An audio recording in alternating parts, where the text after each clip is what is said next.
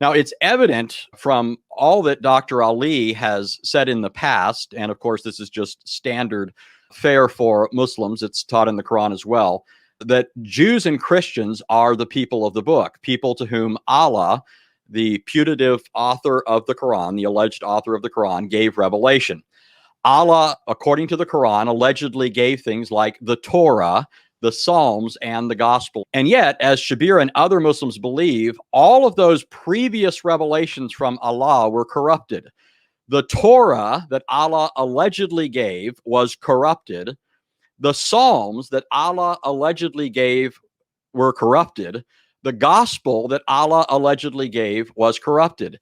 This means, according to Shabir's beliefs, his admissions, that the Islamic deity, as far as his track record goes, has a success rate of 0.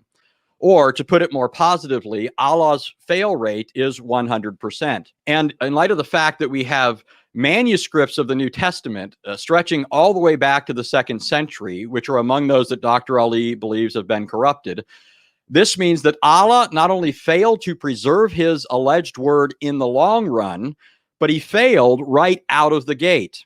No sooner had Allah given the gospel and it was corrupted.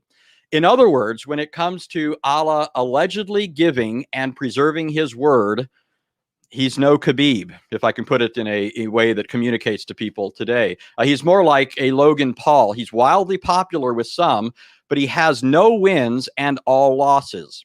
Okay, given this, if it were the case that the Quran had been given by such a God, we have no reason to believe that he would have done any better at preserving it than he is thought to have done in the past. And every reason to believe on Islamic assumptions that the Quran is just one more botched effort on the part of Allah. I mean, imagine somebody who calls himself a heart surgeon applying for a job, and during the interview process, when asked why he should be hired, imagine him responding in this way: "You should hire me because I've done numerous operations in the past, and in every case, the patient died.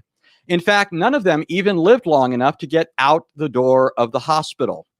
Now, it won't do to reply to this sort of thing that Allah had no intention of preserving those previous books, but he did intend to preserve this one as a reliable or trustworthy revelation. The whole point of revelation, according to Christianity and Islam, is so that man may know God and be properly guided. That's an Islamic assumption, not simply a Christian one. But by admitting that Allah in the past had no intention to ensure the preservation of a trustworthy word so that his people could be rightly guided, is itself to tacitly admit the untrustworthiness of this entity. Such a reply would be no better than the heart surgeon saying, "You can't count my previous failures against me because, after all, I didn't intend for those previous patients to live. But this time, I promise you, I'll do a better job." Okay, just like we don't have any good reason to trust someone who lacks any evidence of his trustworthiness, all the more should we not trust someone who has tacitly admitted that he was not trustworthy in the past, that he, moreover, intentionally failed.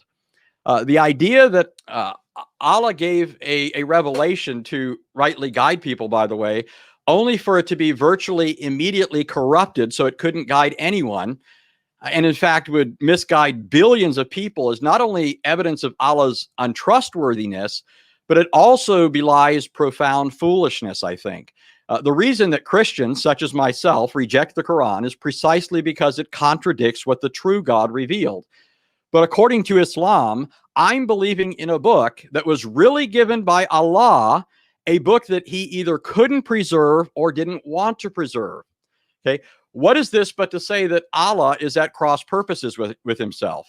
In the Quran, Allah is trying to get people to believe what he says, and the very reason they don't believe what he says is because of his alleged previous revelations that he gave them and let or intended to be corrupted.